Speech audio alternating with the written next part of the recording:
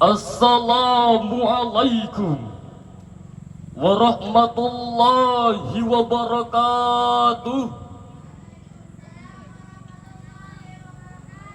Alhamdulillahi rabbil alamin. Wassalatu wassalamu ala asyrafil anbiya'i wal mursalin Sayyidina wa maulana Muhammadin wa ala alihi wa sahbihi ajma'in. Amma ba'd.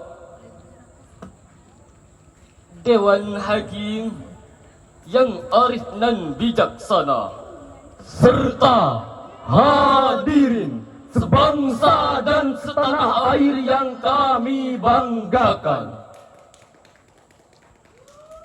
Dalam tatanan sejarah umat Islam, tepatnya pada 12 Rabiul Awal di hari Senin, lukisan indah coretan sejarah mencatat tentang kelahiran orang yang akan membawa cahaya di tengah kegelapan. Seorang manusia spesial yang mengemban misi penting dari Yang Maha Rahman. Orang yang mengubah peradaban kelam menjadi peradaban penuh kebanggaan. Dia adalah baginda Nabi Muhammad sallallahu alaihi wasallam. Refleksi konstruksi sejarah tersebut memberikan gambaran jelas bahwa misi terpenting Nabi Muhammad adalah membawa perubahan. Dengan revolusi mental umat yang tidak berperadaban menjadi manusia yang penuh kesantunan. Dengan menerapkan metode perbaikan moral, perbaikan perilaku dan perbaikan akhlak. Dalam perspektif komunikasi dakwah, Nabi Muhammad sallallahu alaihi wasallam telah melakukan inovasi proses perubahan sosial karena dengan kemuliaan perilakunya secara dinamis dan sistematis, akhlak Nabi dapat diterima oleh masyarakat jahiliyah dan dapat diadopsi oleh semua orang, tidak terbatas zaman. Oleh karenanya hadirin, pada momen kali ini kami akan membawakan sarahan Al-Quran dengan judul Meneladani Akhlak Nabi Muhammad sallallahu alaihi wasallam dalam sikap rendah hati. Dengan landasan Al-Quran, Surah Al-Furqan ayat 63 yang akan dilantunkan oleh qari kami sebagai berikut. A'udzu billahi minasy syaithanir rajim.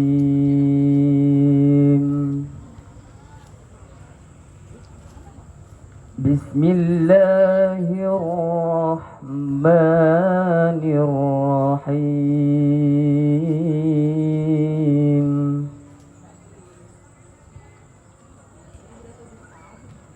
Wa ibadur rahmanil ladzina yamshuna 'alal ardi hauna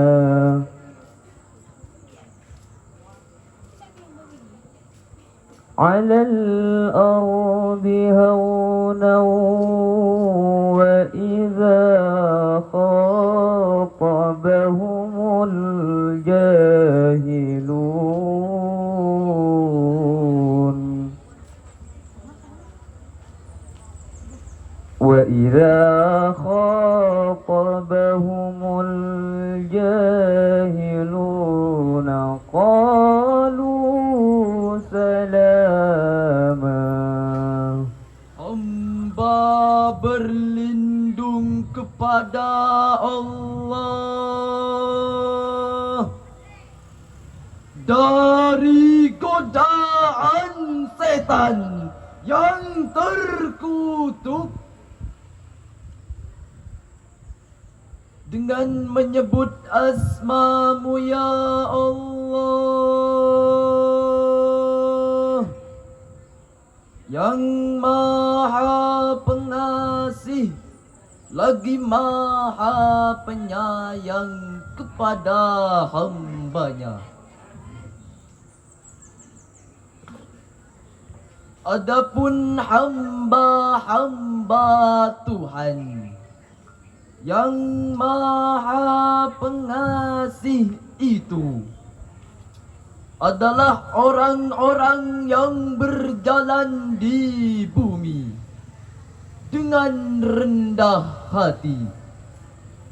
Dan apabila orang-orang bodoh menyapa mereka dengan kata-kata yang menghina dan mereka mengucapkan salam. Hadirin rahimakumullah. Menurut keterangan dari Jalaluddin As-Suyuti dan Jalaluddin Al-Mahalli mengenai penjelasan ayat ini, bahwa ibadur rahman yang dimaksudkan adalah hamba-hamba yang baik yang berjalan di muka bumi dengan tenang dan rendah diri. Kemudian apabila orang jahil menyapa mereka untuk mengajak berbicara dengan hal-hal yang tidak disukai, maka hamba yang baik tersebut mengucapkan kata-kata yang mengandung keselamatan atau kata-kata yang menghindarkan hamba tersebut dari dosa. Demikian interpretasi Al-Quran Surah Al-Furqan ayat 63 dalam tafsir Jalalain.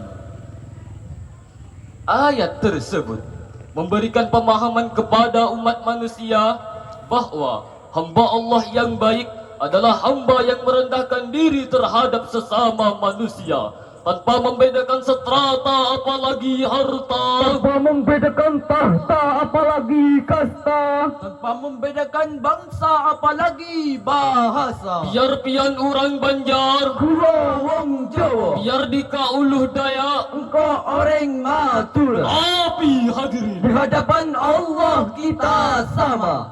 inilah salah satu kunci dakwah Nabi dalam revolusi mental masyarakat jahiliyah, karena kerendahan hati yang dilakukan oleh Nabi dapat memberikan dampak positif, kognitif, secara psikologis maupun sosiologis. Rasulullah Sallallahu Alaihi Wasallam menegaskan perintah hati dalam sebuah hadis riwayat Muslim dari Iyad bin Himar radhiyallahu an, yang artinya, sesungguhnya Allah memberi wahyu kepadaku, bersikap rendah hati semua, sehingga seseorang tidak akan merasa bangga atas orang lain dan seseorang tidak akan melakukan penganiayaan terhadap orang lain. Pentingnya sikap rendah hati, hadirin, berdasarkan sabda Nabi Muhammad sallallahu alaihi wasallam adalah menjadikan kita terhindar dari dosa-dosa, khususnya kita terhindar dari perbuatan aniaya terhadap sesama manusia, sehingga hadirin, sikap rendah hati dapat menjadikan kita lebih dihargai oleh orang lain. karena itu hadirin, hilangkanlah sikap sombong, angkuh, dan tidak mau menghargai orang lain. Hadirin yang setia, dan mudah-mudahan diberi rahmat oleh Allah. Seseorang tidak akan meninggalkan sikap rendah hati kecuali kesombongannya menguat. Seseorang tidak akan merasa sombong kecuali keangkuhannya meningkat. Seseorang tidak akan merasa angkuh kecuali akalnya sudah tidak sehat. Demikian kutipan tulisan Ahmad Najiyah dalam bukunya yang berjudul Akhlak Rasulullah Sallallahu Alaihi Wasallam. Ibrahim bin As radhiyallahu an pernah bertanya kepada Fudail tentang sikap rendah hati. Kemudian Fudail menjawab, rendah hati itu apabila kamu duduk dan patuh terhadap kebenaran, walaupun kebenaran itu datang dari anak kecil atau orang bodoh, kamu tetap mau menerimanya. Dalam Al-Quran Surah Asy-Syu'ara ayat 215 Allah berfirman sebagai berikut, واخفض جناحك لمن اتبعك من المؤمنين.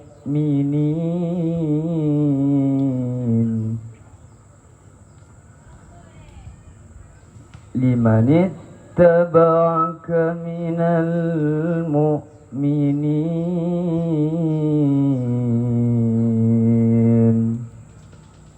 صدق الله العظيم. Dan rendahkanlah dirimu terhadap orang-orang yang mengikutimu, yaitu orang-orang yang beriman. Maha benar Allah yang Maha Agung atas segala firman-Nya. Hadirin rahimakumullah. Dalam ayat tersebut Allah menjelaskan bahwa kita seharusnya merendahkan diri terhadap orang lain seperti yang dilakukan Nabi Muhammad sallallahu alaihi wasallam dalam proses dakwah beliau, sehingga dapat melakukan perubahan drastis dari masa yang kelam menuju masa yang penuh kejayaan, terlebih khususnya kepada orang-orang yang beriman. Pada akhirnya, semoga apa yang kami sampaikan dapat dijadikan renungan yang kemudian melahirkan kesadaran, sekaligus dapat menerapkan sebagian kepribadian Nabi yang mulia ke dalam kehidupan, sehingga kita dijadikan orang yang penuh iman, yang selalu merendahkan hati dan menebarkan kebaikan tanpa memandang perbedaan, sehingga nanti dapat memperoleh kebahagiaan di dunia ataupun di akhirat mendatang. Mungkin hanya ini sarahan yang dapat kami sampaikan. Kami akhiri dengan sebuah syair yang telah kami ubah liriknya. Rasulullah dalam mengenangmu, kami susuli lembaran sirahmu. Pahit getir pengorbananmu, membawa cahaya kebenaran. Allahu Allahu Allah ya Rasulullah. Allahu Allahu Allah ya Habiballah. Summa assalamu alaikum warahmatullahi wabarakatuh.